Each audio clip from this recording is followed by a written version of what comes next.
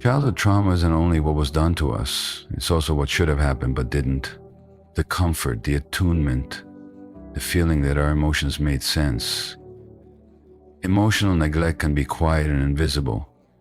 A parent too overwhelmed to notice, a home where feelings were too loud, or where you learned early to shrink your needs so you wouldn't be a burden.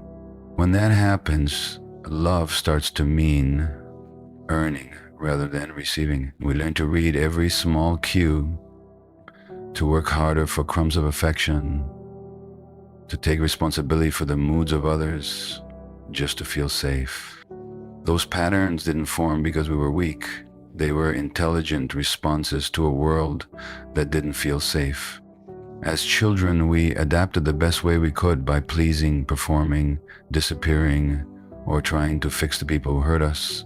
Those strategies kept us alive. They helped us survive emotionally, maybe even physically. But as adults, they start to misfire. The same instincts that once protected us now pull us toward what feels familiar, not what's good for us. We mistake the tension of unpredictability for chemistry. We confuse longing with love because that's how love first felt, just out of reach. So when we find ourselves trapped in the same painful patterns, it isn't failure. It's our nervous system replaying an old story, trying once again to earn the love it never got to rest in. And the work now, the healing, is not to judge ourselves for these patterns, but to understand them. We begin by saying to ourselves softly, "Of course you did what you had to do to survive. And now, together, we can learn a different way to love. One that doesn't cost us our peace to keep." Her name is Alina, 33, kind eyes, the kind of person who remembers everyone's coffee order but forgets her own boundaries. Every relationship starts the same way. She meets a man who seems calm, mysterious, grounded. He texts just enough to make her feel wanted, but never enough to feel secure. She tells herself he's just busy, that he's different from the last one. She fills in the silence with empathy, explaining away every delay, every missed call. On their third date, he mentions he's not great at emotional stuff. She laughs it off, pretending it doesn't sting. A small knot forms in her stomach, but she smooths it over with hope. She's learned to ignore those knots. They always show up right before the part where she starts to chase. She sends long, thoughtful messages. He replies with a thumbs up emoji. She stays up late, wondering what she did wrong, drafting and deleting texts. At work, she's composed, competent. No one would guess that she's quietly unraveling. When friends ask about him, she says it's going well, even as she feels the distance widening. Nights stretch long. She replays their last conversation, searching for clues, like a detective trying to solve a crime that keeps repeating. Deep down, she knows this story's ending. Still, she can't stop hoping he'll finally see her, really see her.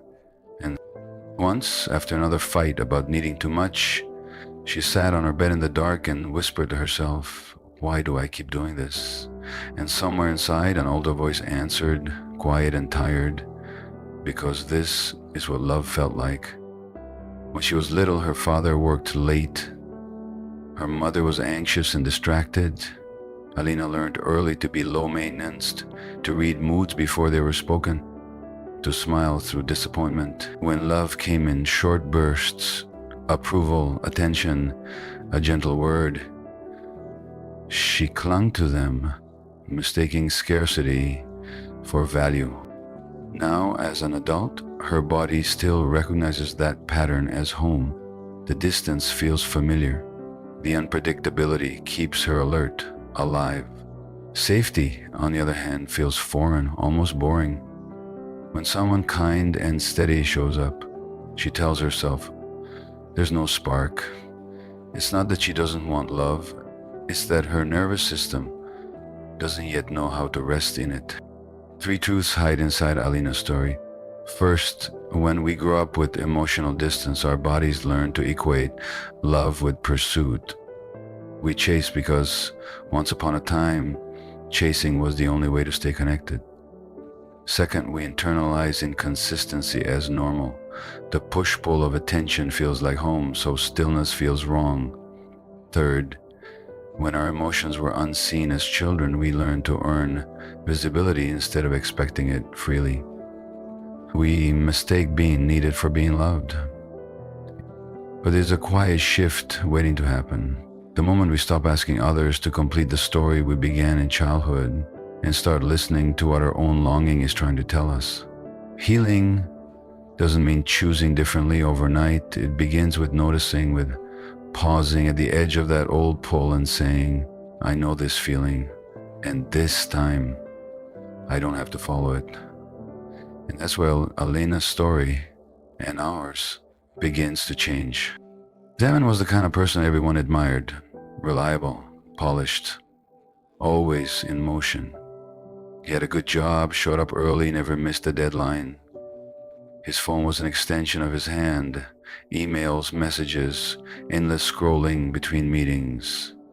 He told himself it was just staying informed, staying productive. Nights were quieter, but not still.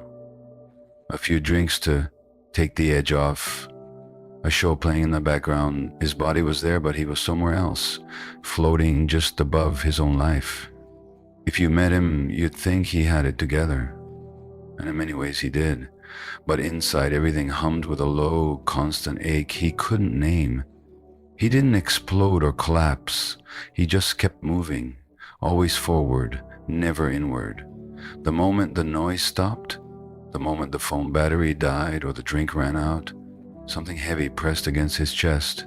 He'd feel a flash of panic, like he might fall into himself and never come back out. So he reached again for the screen, the bottle, the next task, anything to stay one step ahead of the silence. It hadn't started this way. As a kid, Evan learned early that his emotions made people uncomfortable. When he cried, he was told to be strong.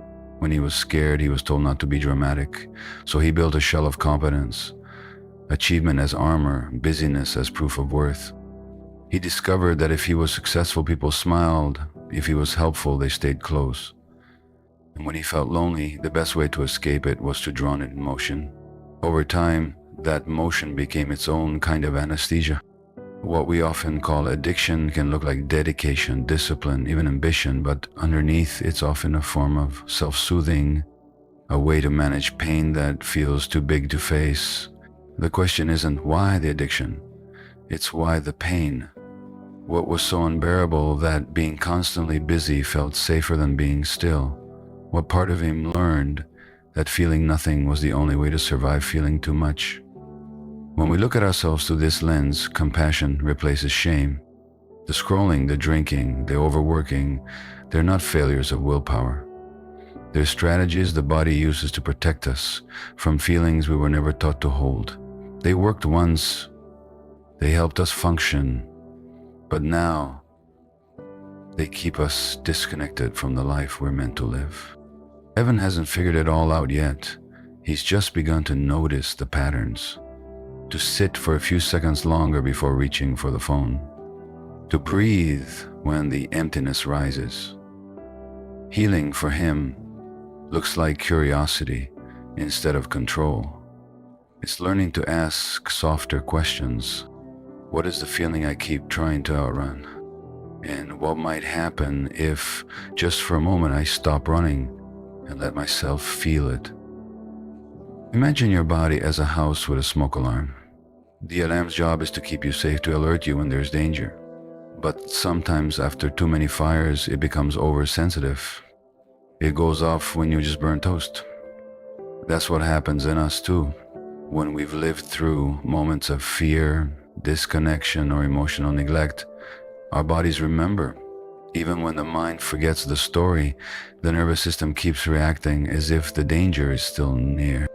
This is what we mean by implicit memory. The memory is written not in words, but in sensations, reflexes, and emotions. Maybe you don't recall every argument from childhood, but your stomach still tightens when someone raises their voice. You might tell yourself you're over it, but your body keeps scanning for smoke. It's not malfunctioning, it's doing what it learned to do: protect you, prepare you, keep you alive.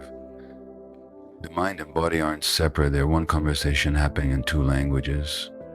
The mind uses words, stories, logic. The body speaks through muscle tension, heart rate, breath. When you feel anxious before a text, reply, or freeze up during conflict, that's not you being dramatic. It's your smoke alarm going off. It remembers a time when silence meant rejection or when conflict felt unsafe. The alarm doesn't know you're older now, that you have more tools, more support. It just recognizes the echo of an old signal and reacts instantly. One small everyday example, you're waiting for someone to text you back.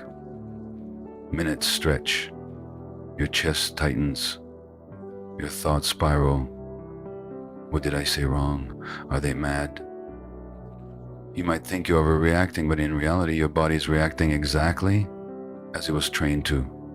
Maybe once, as a child, you waited for someone's attention that never came. The waiting became wired to anxiety. So now every pause feels like danger. Seeing it this way doesn't excuse the pain, but it makes sense of it.